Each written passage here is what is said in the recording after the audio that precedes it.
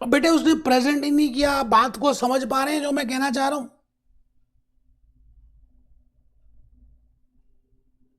मैं आपसे ये कह रहा हूं कि cheque of ₹800 has not been presented, so it will not reflect in bank statement. अब मैं आपसे पूछूं कि गलत कौन है, हु इज रॉन्ग? आपके हिसाब से who is wrong? Entity issuing the cheque, मैं गलत हूं क्योंकि मैंने अपने सप्लायर को चेक इशू कर दिया, और वो सप्लायर गलत है? बेटे गलत तो कोई भी नहीं है, no one is wrong here because it is not a mistake, it is not a mistake.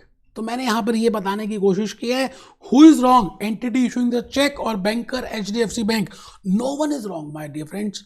तो नेक्स्ट पॉइंट लिखेंगे, because we have started with cash book balance.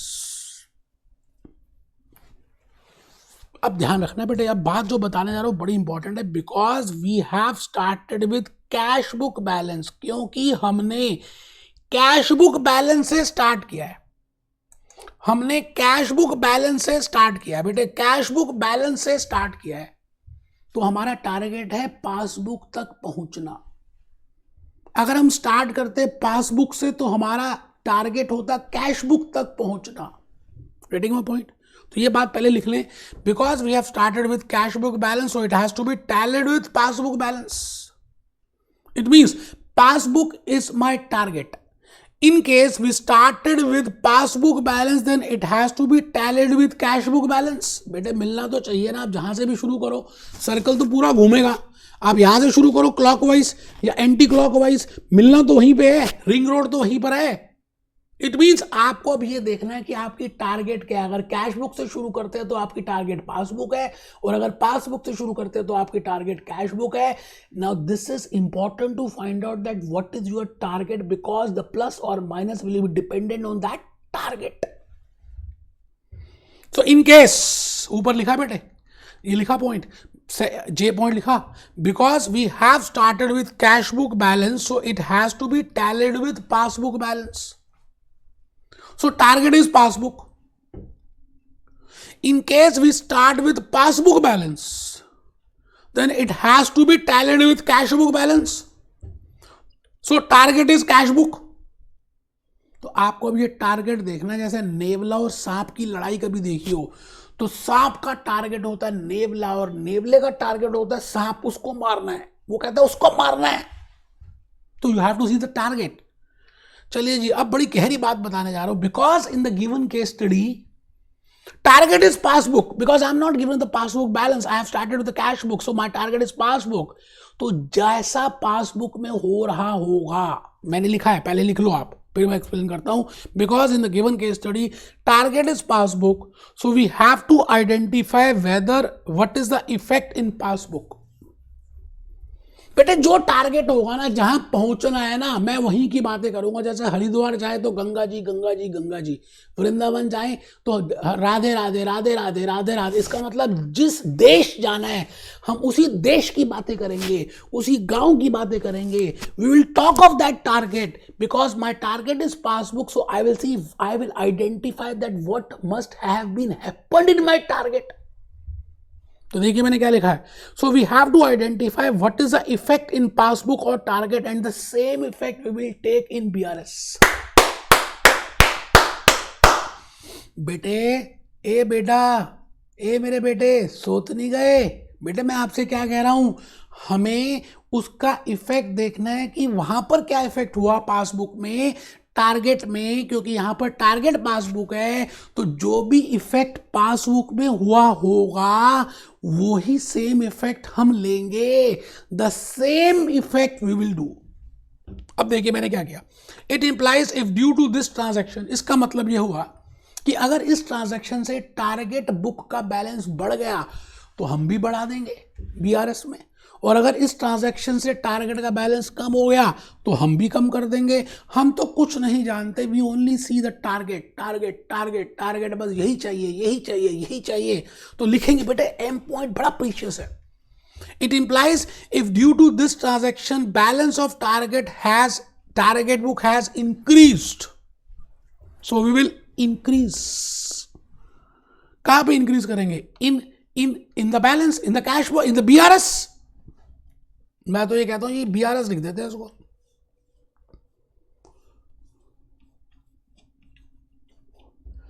It also implies if due to this transaction the balance of target book has been decreased.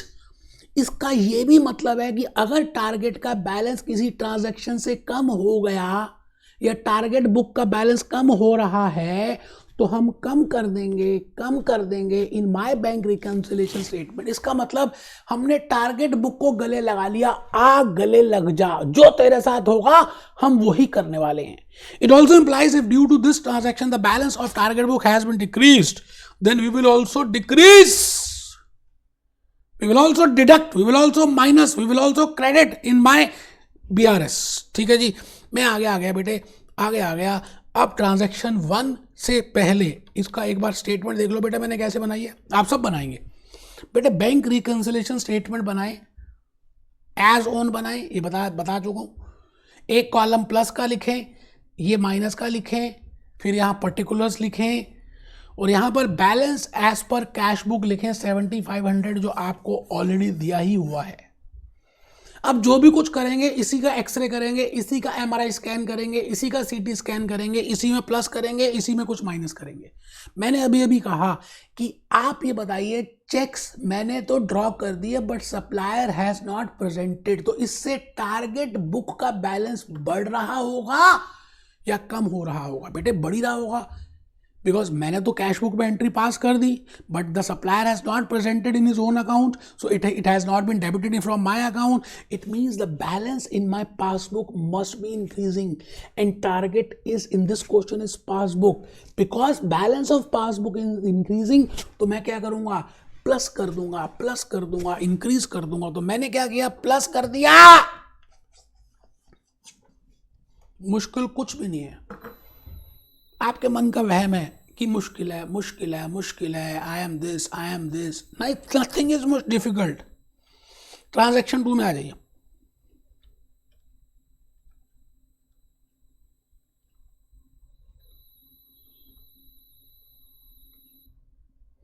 Now transaction 2 बेटे, दूसरी transaction को लिख दिया मैंने, checks paid into bank. बस बेटे 2 minute की बात रहेगी और बट नॉट येट क्रेडिटेड। अब कस्टमर ने हमें चेक दिया, भूपेश आनंद क्लासेस को चेक दिया, मैंने अपने अकाउंटेंट को कहा भैया फटाफट जाके बैंक में जमा करा के, उसने क्या किया, ड्रॉप बॉक्स में डाल दिया। अब वो जैसे ही चेक डिपॉजिट करके आया, मेरे पास इंटरनेट बैंकिंग थी, मैं अपने इंटरनेट बैंकिंग से बैलेंस चेक कर रहा हूं कि बढ़ गया नहीं बढ़ा, बढ़ गया नहीं बढ़ा। बेटे बढ़ा ही नहीं था। इस ट्रांजैक्शन का ये मतलब है that checks paid into bank but not yet credited 200 rupees और डॉलर्स और पाउंड और येन। अब मुझे बताइए क्या करना चाहिए। मेरे को जैसे चेक मिला हुआ कस्टमर से, क्या मैंने उसी समय at that moment I must have pass the entry in my cash book कर दी होगी या नहीं कर दी होगी? बिल्कुल कर दी होगी। और मैंने डेबिट भी की होगी या क्रेडिट भी की होगी। बेटे with the help of this my balance will increase, I must have debited it, मैंने प्लस किया होगा। बट अभी मेरे बैंक अकाउंट में ये क्रेडिट नहीं हुआ बिकॉज ये मैंने ड्रॉप बॉक्स में डाल दिया, या अभी फिर भी because you know clearing process is there, it takes some 48 hours. तो भी कैसे क्रेडिट हो सकता है? हो ही नहीं सकता मेरे बैंक अकाउंट में। तो वो 200 रुपए अभी क्रेडिट नहीं हुए, बिकॉज वो 200 रुपीज अभी क्रेडिट नहीं हुए, तो जो मेरी पासबुक है उसमें 200 रुपए से बैलेंस कम आ रहा होगा। बेटे टारगेट बुक, पासबुक, इसमें हम गले लगाएंगे, आ गले लग जा। धीरे धीरे प्यार को बढ़ाना है, हद से गुजर जाना है। बेटे 200 रुपए बिकॉज पासबुक में, बिकॉज बैंक स्टेटमेंट में, बिकॉज बैंकर्स ने क्रेडिटेड नहीं किए, मेरा बैलेंस कम हो रहा है, तो मैं वही करूंगा जो आप करोगे। तो बेटे मैं माइनस कर दूंगा, मैं भी अपना बैलेंस कम कर दूंगा। तो कम करने के लिए माइनस करना पड़ेगा, तो मैंने यही किया है। Checks paid into bank but not credited because target book का, बिकॉज पासबुक का बैलेंस अभी कम है, because it has not been credited, because it will take some time for clearing, you know, they have to go for clearing process. So, but I have passed the entry, I have debited, so I will do the same thing as my passbook. I will see the target book, and target book is showing less. Target book खुद चीख रही है, कह रही है मैं कम हूं, मैं कम हूं, मैं कम हूं. हमने कहा ठीक है, हम भी तुझे कम कर देते हैं, कम रे. तो लिखिए जी explanation. Please write on the explanation. Now transaction 2 is check paid into bank but not yet credited ₹200. Friends tell me when you will receive. ये मेरा प्यार है जो लिखा है मैंने. Friends tell me when you will receive check, whether you will record in cash book or not at that particular moment or not. Yes, so it will be debited in bank column of cash book. Yes, we will do the entry and it will be debited in the bank column cash book.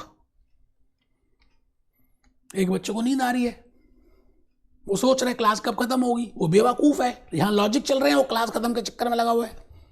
Friends tell me when you receive check whether you will record in cash book or not, so it will be debited in this. Okay, but the check has been deposited in the drop box and I am checking from my internet banking, the balance is not appearing. Okay, ऐसे ऐसे ऐसे ऐसे ऐसे ऐसे. ठीक है बेटा. तो अब हम क्या करेंगे. Now it has been credited, it has not been credited. बेटे नहीं हुआ. तो गलती किसकी है. बेटा किसी की गलती नहीं है. तो क्लियरिंग प्रोसेस इतना टाइम तो लग ही जाता है.